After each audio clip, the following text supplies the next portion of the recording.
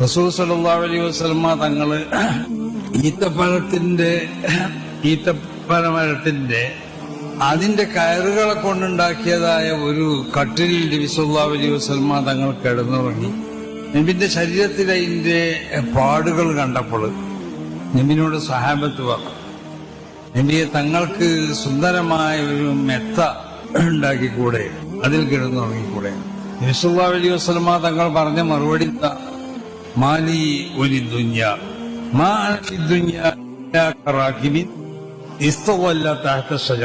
ഞാനും ഈ ദുന്യാവായിട്ട് എന്തൊരു ബന്ധമുള്ളതെന്ന, ഞാൻ ഈ ദുന്യാവിൽ ഇല്ലാക്ക റാക്കിബിൻ ഒരു യാത്രക്കാരനെ പോലെയാണ്. ഇസ്തവല്ല തഹത്ത ഷജറ ഒരു മരത്തിന്റെ ചുവട്ടിൽ വന്ന് അവൻ വിശ്രമിച്ചു, അല്ലെങ്കിൽ അവൻ അതിന്റെ തണലിൽ വന്നുകൊണ്ടിരുന്നു. അങ്ങനത്തെ ഒരു യാത്രക്കാരന് ഉള്ള ബന്ധം എന്താണോ